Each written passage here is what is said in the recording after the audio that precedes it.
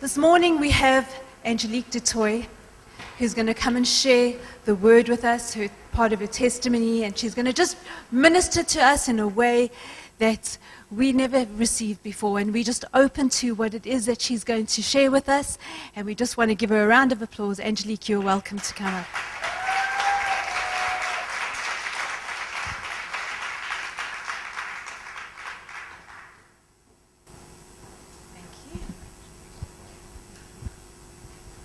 Well, good morning, Rhema South Coast. What a privilege to be here. And may I just say thank you to you, Mandy. I never ever take it lightly to have the privilege of the platform. Whether I'm in a church or whether I'm in the marketplace, I always know that when we have this privilege, God has a plan. And so I just want to pick up on something you said last night when you said you have a very simple message. I'm sure everyone here will agree with me this morning that simplicity is always powerful.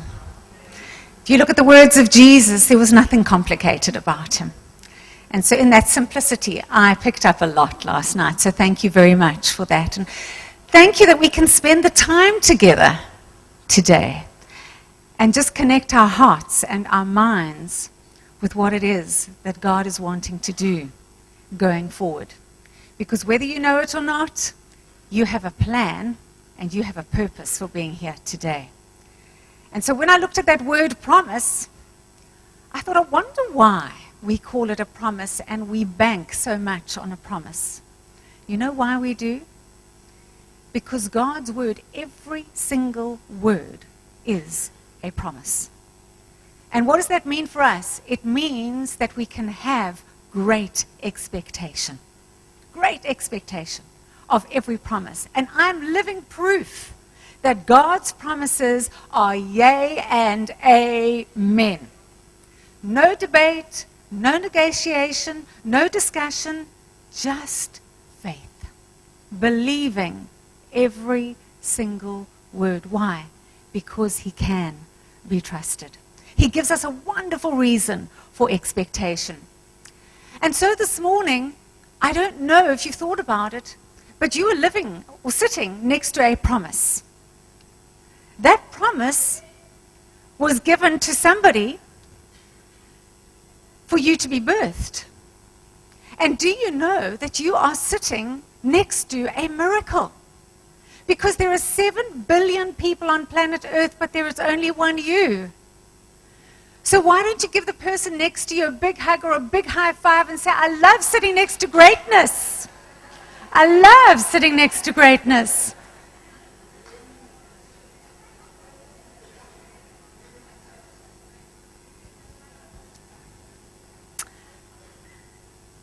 And it's greatness that I want to honor this morning. I had a privilege, perhaps maybe a year or two back, of meeting this extraordinary woman at a meeting that we were both at. And I heard this woman stand up and speak. And what impacted me was her realness, her honesty, that what you see is what you get. And you see, when people are real, my admiration goes up high. Because we live in a world that is full of fabrication. We live in a world that is full of masks and pretentiousness. And so when somebody is real, my heart comes alive. And so I had the privilege and the honor earlier this year of being awarded one of the top South African difference makers in the country. And that's not so much to honor me, but it's to honor the concept. Because the concept is that every single one of us, particularly as believers, are designed to make a difference. Our life must count. Because God paid such a price for us that if our life is not counting, we have a wasted life, and at the end of it all, what are we going to give back to God?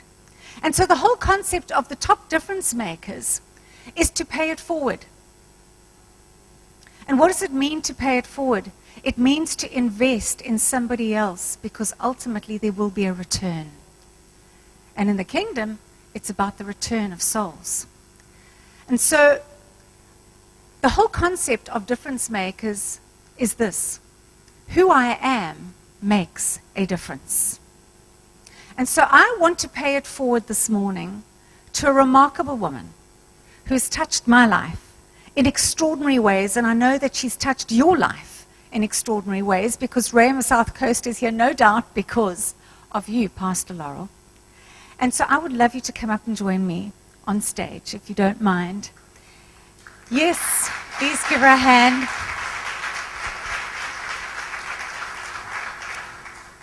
And this is called a blue ribbon ceremony.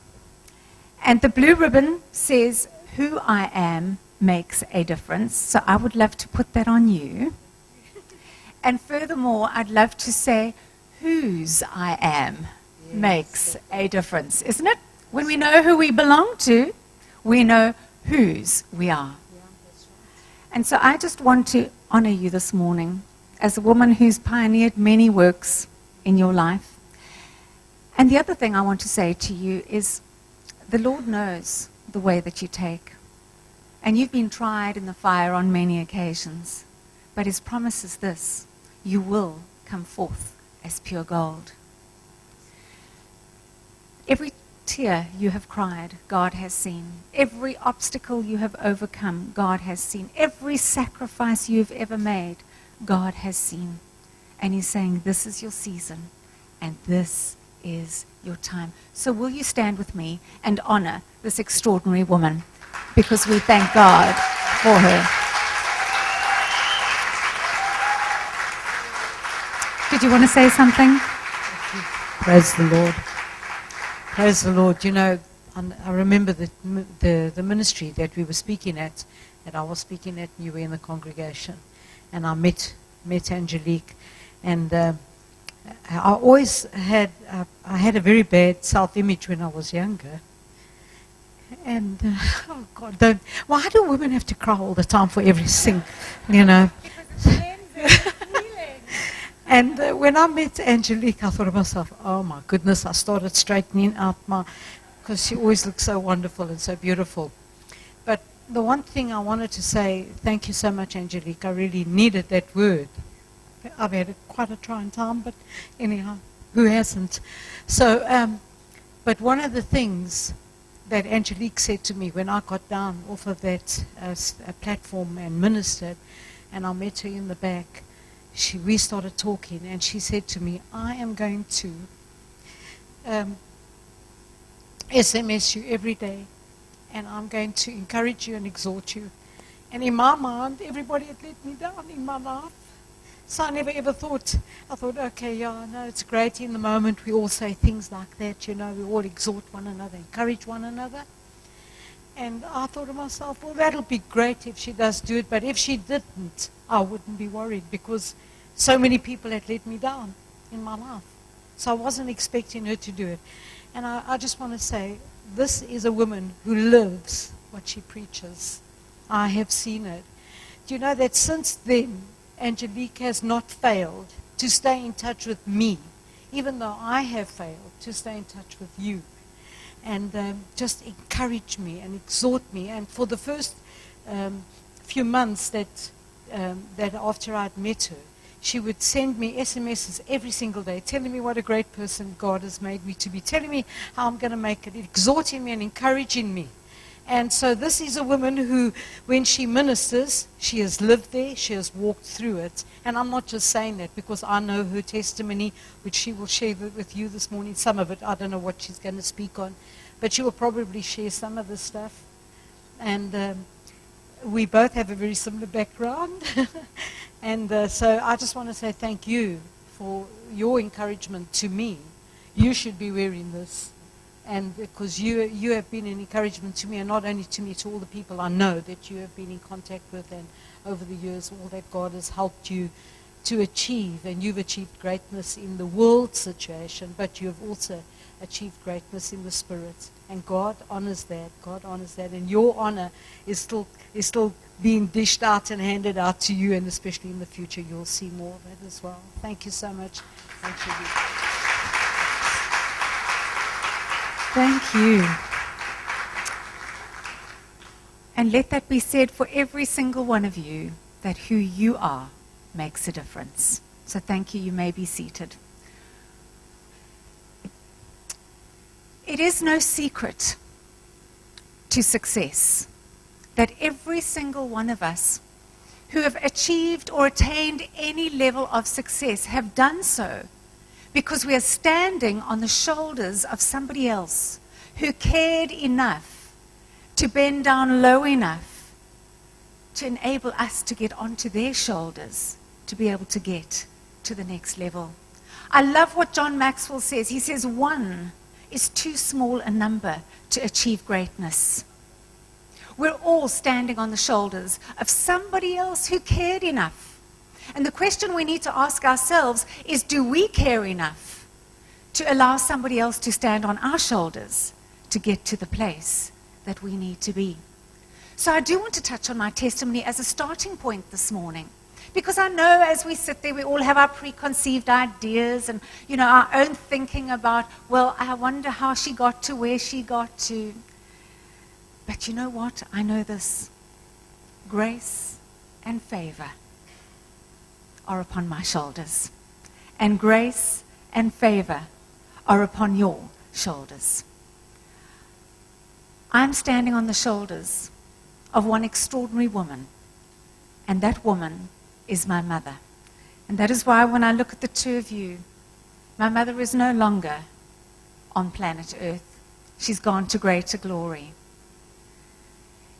If we will only realize the power, the preciousness, the value that God has put into mothers, and how we often don't see that until much later in our own lives, when we start finding our own pathways and looking back and saying, Mom was so right. Anyone ever done that?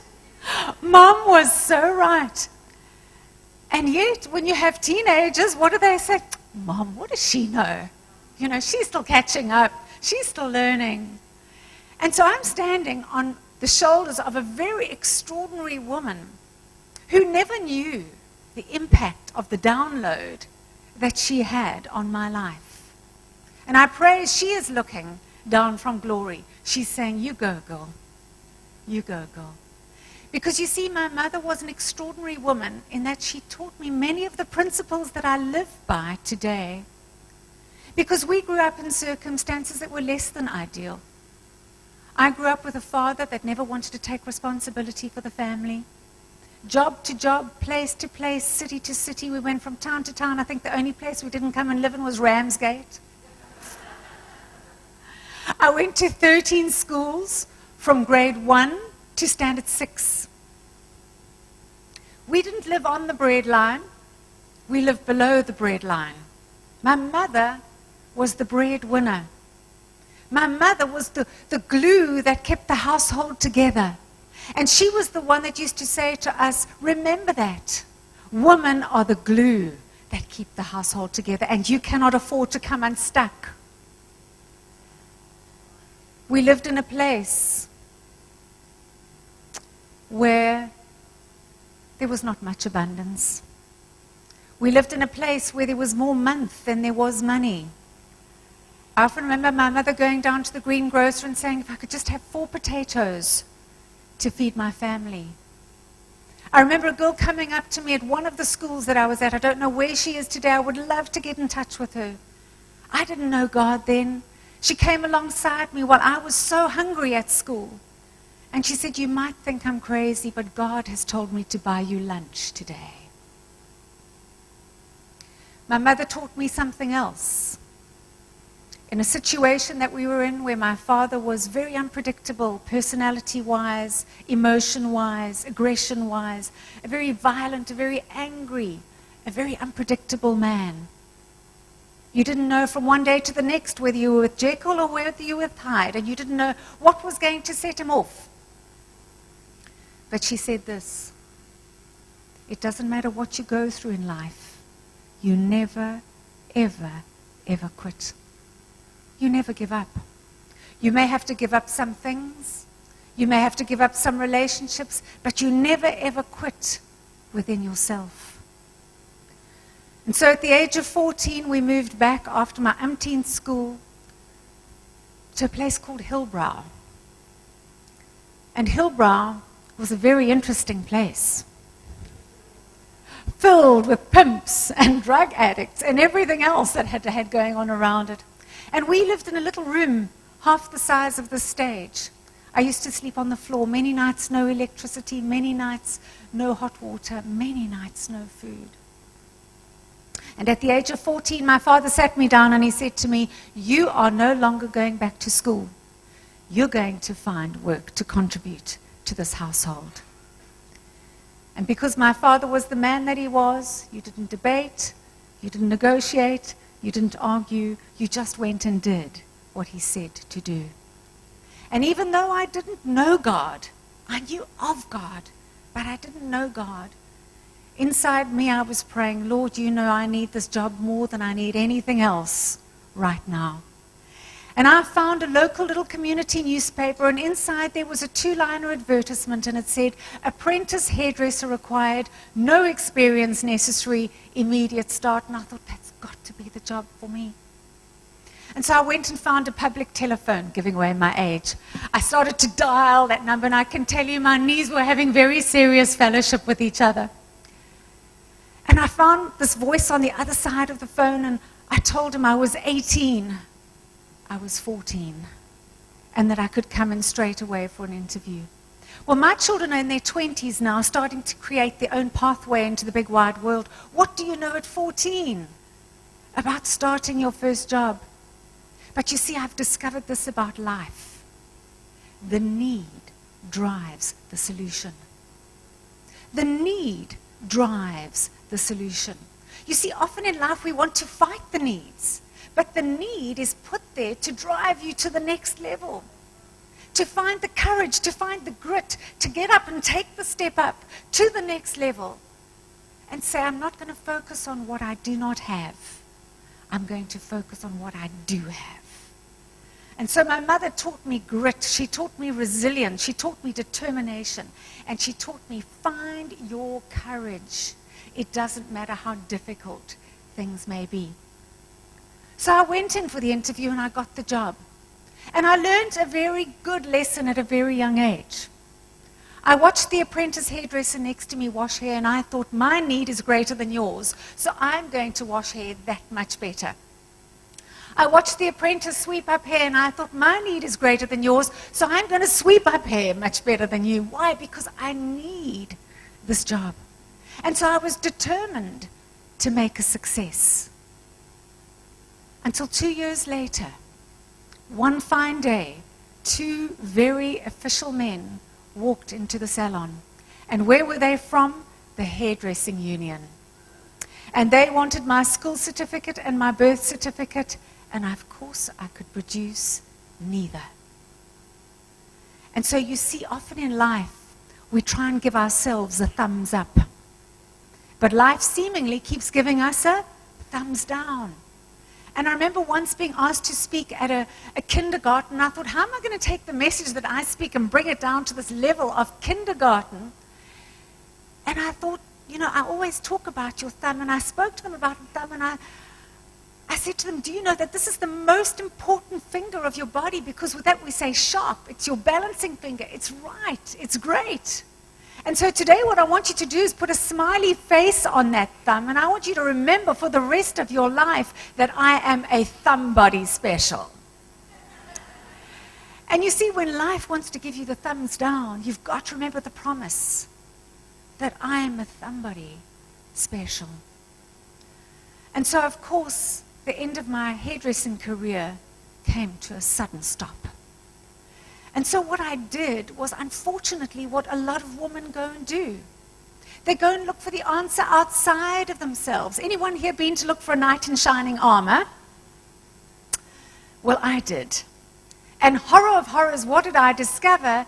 That he wasn't a knight in shining armor, because his armor was totally rusty.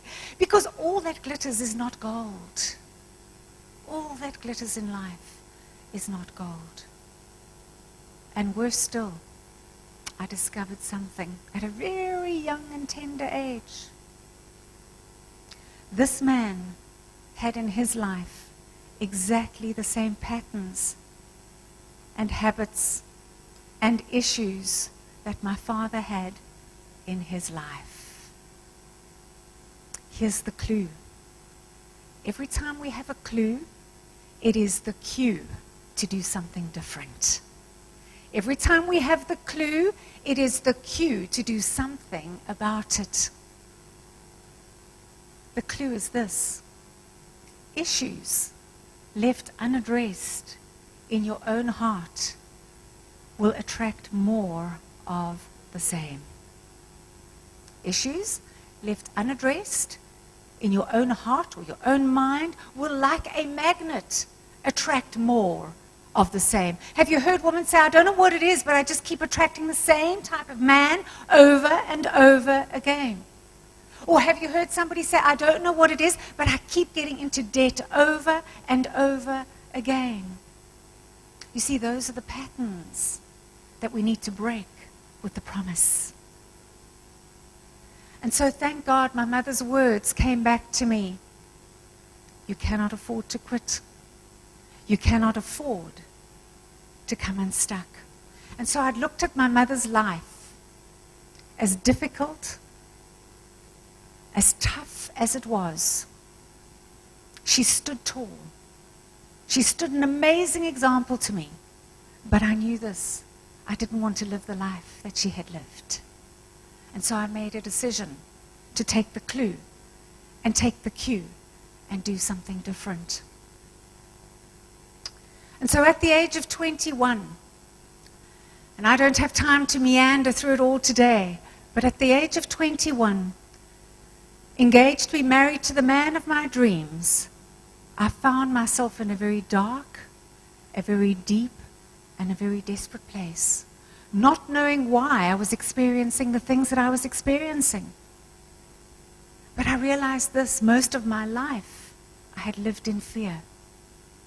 And fear has a terrible price attached to it. Fear robs you of joy. Fear robs you of courage. Fear robs you of stick-it-ability. Fear says to you, it's okay for somebody else, but not for you.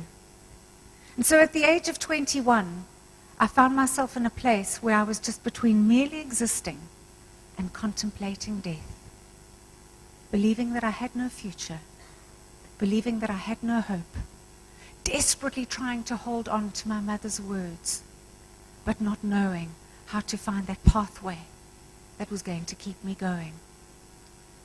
Until I went back to the church that we were married in.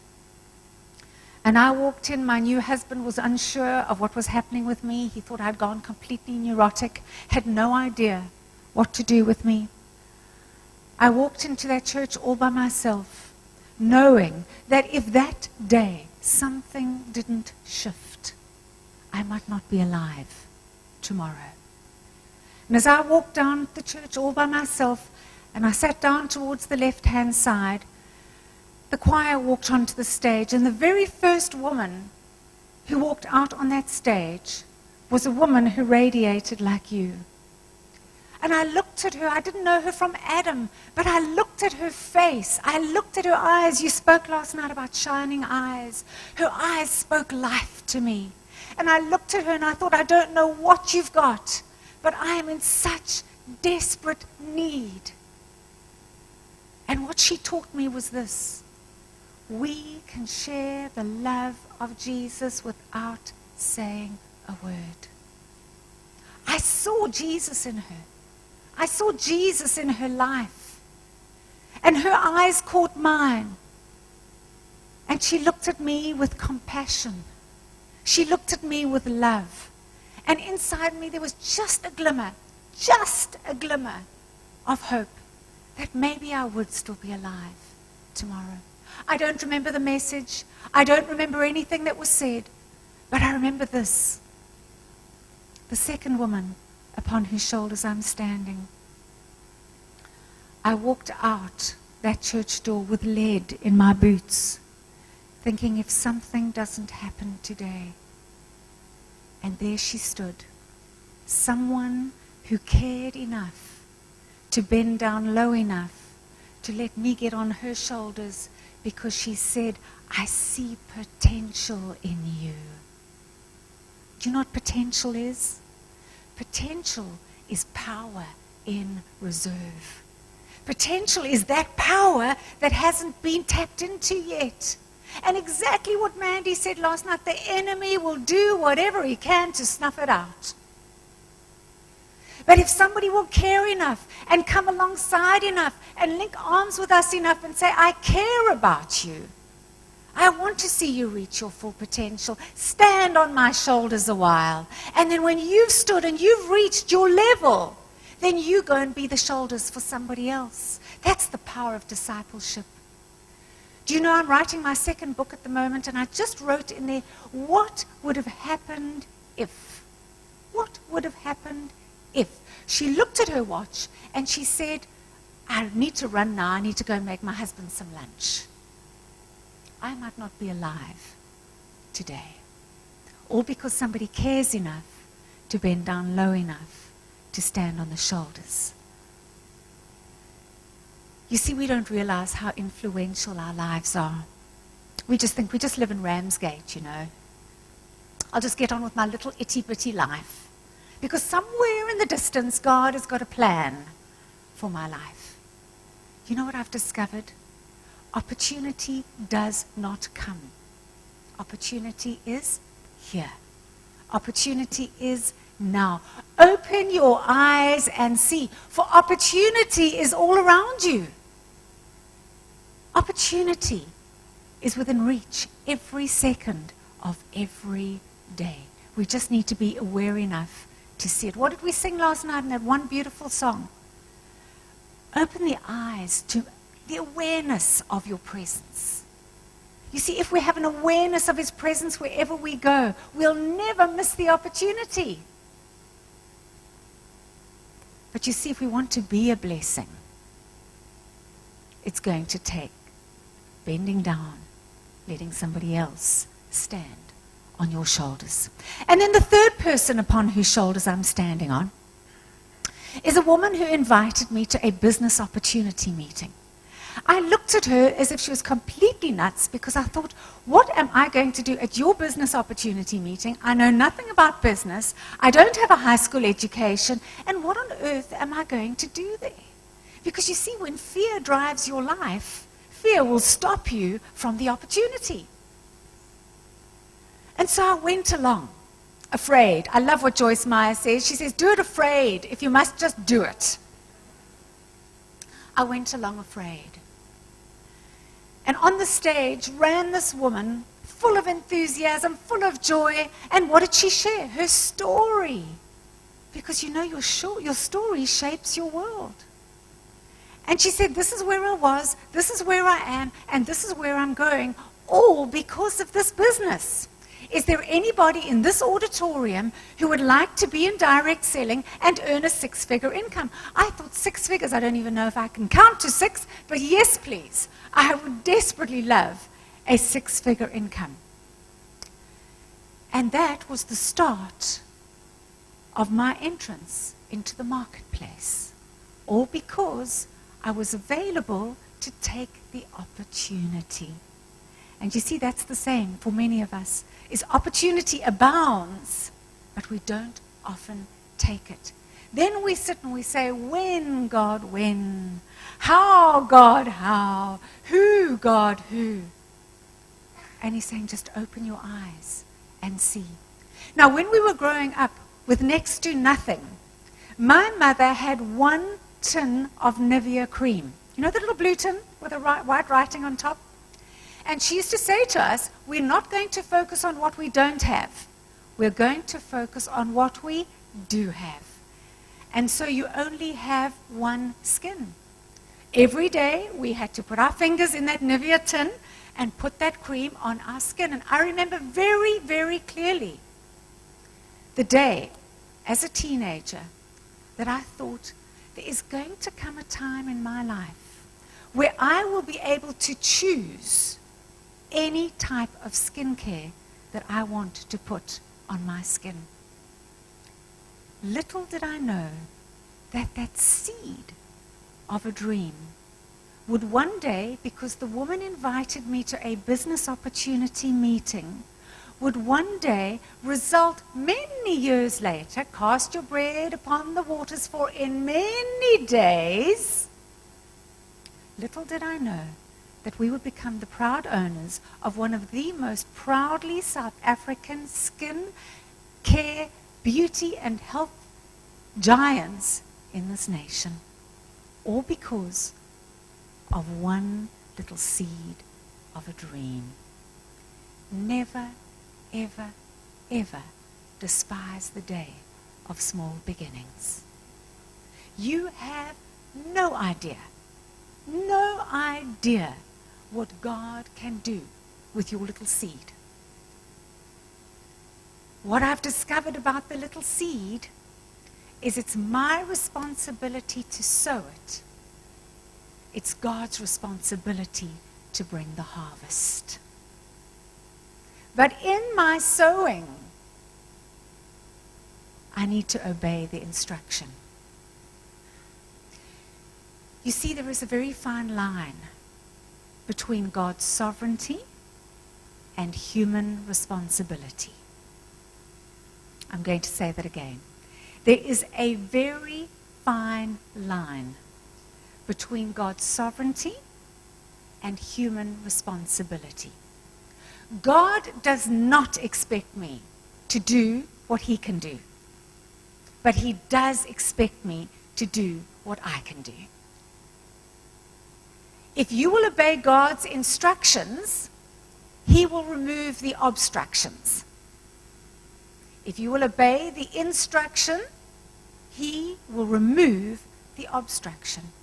Now, what were some of the obstructions in my life that I needed to remove? Well, when I met with Jenny Ward, the lady at the back of the church, and she said to me, "Tell me your story." Well, needless to say, I went into far more detail than I've gone into today. And this is simply what she said. She said, "I am not surprised you are so ill." Remember, I was suicidal. I'm not surprised that you are so ill, because your life is filled with anger, hatred, bitterness, unforgiveness. It's like you have drunk the poison and you're expecting the other people to die. My Fenta trailer was so overloaded that even if opportunity smacked me in the face, I would not have been able to have done anything with it. So my starting point was I needed to obey the instruction. The instruction was this: today, Angelique, it is the defining moment in my life, was when Jenny Ward said to me, "Today, you win or you lose by the way you choose." You win or you lose by the way you choose. Keep holding on to all of that stuff and you're not going to win. Keep holding on to all of that stuff, and there is no way you can walk free into your destiny. Keep holding on to all of that stuff, and you can never live in opportunity. Have you ever stopped to think about that word? Opportunity. Unity is at the end of the word opportunity. You cannot take the opportunity if you cannot be in unity. Unity with who? Unity with God and unity with your fellow man. You see, we live in a connection economy. We live in a relational economy. We live in a technological economy. But if those communications aren't in unity, we're not going to be connecting. We're going to be talking past each other. So opportunity, the real key for opportunity, is found in the unity. Where is the instruction? The instruction is this: be in unity with yourself first before you can be in unity with anybody else. Do you know why that's so true? You cannot give what you do not have. You cannot give what you do not have. You cannot tell somebody about the love of God if you don't love yourself. You cannot share the love of God with somebody else if you don't really believe He loves you. You see, we want God to open up the opportunities before us, but we first need to be in unity with ourselves. We've got to obey the instruction. Then He'll remove the obstruction. And so I had to realize the driving influence of my life was the very, very powerful gift that God had given us, and that is the power of choice. You see, God created free will. And the reason He created free will was He knew that if we didn't have a free will, we'd be like robots, and we would never have to account for the life that we've lived. But because we have choice, and He's very clear on that, is I lay before you life and death. Therefore, you choose. Now, if God is going to entrust us with the weighty matters of life and death, surely He expects us to be very responsible with the choices that we make on a day-to-day basis. In our business, we teach our consultants, if it's going to be, it's up to me. If it's going to be, it's up to me. I can't wait for somebody else to make me successful. I can't wait for somebody else to make me wealthy. I can't wait for somebody else to make me healthy. If it's going to be, it's up to me. And if it's up to me, it's a position of empowerment, because it means I can, from an empowered point of view, step into everything that God has ordained for me. I am thoroughly convinced that if Moses did not stretch forth that rod, that Red Sea would not have parted. If he didn't obey the instruction, the obstruction would have remained. But because he obeyed, he was able to walk on into destiny, into the fullness of what God had for him. So I've written this book called Standing Tall in a Falling World. And the reason I've called it Standing Tall is because standing tall is an invitation. It's an invitation that when everything around you in life seems to be dragging you down, you've got to pull your own self up by your own bootstraps and say, it's me that's got to stand tall if I'm going to have influence and impact. Why? Because I cannot give what I do not have. And so this book found its way into somebody who had access to the prisons. And they asked me if I would go and be part of a rehabilitation program in maximum security prison at a prison called Sun City. And it's not called Sun City because it's glamorous. It's called Sun City because the lights never go out. It is a dismal place. It is not a place you want to find yourself. I do a whole teaching on what happens in that prison, but not for today. Suffice to say that after a few series of the program that I was running out of my book, a very beautiful and very attractive woman came alongside me as I was leaving on the last day. And she had a whole lot of books in her hands, and she was standing like this, but she didn't want the other inmates to hear what she was saying. And she came alongside me and she said, Angelique, I just want to tell you something before you go. Now, they warn you that these people are not in here because they're stupid.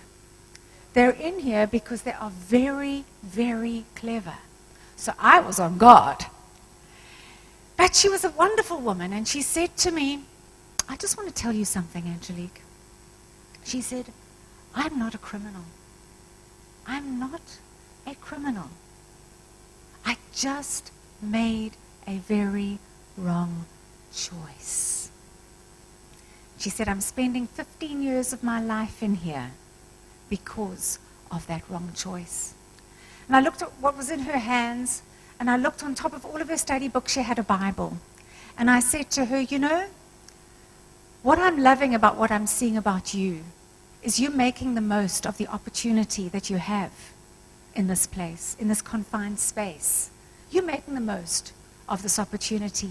I today am going to go out into the so-called free world. And I'm going to find people just like you and just like me in prisons of their own making. And you know, for us as believers especially, that shouldn't be. We have every key available to us to stand tall and be everything God created for us to be.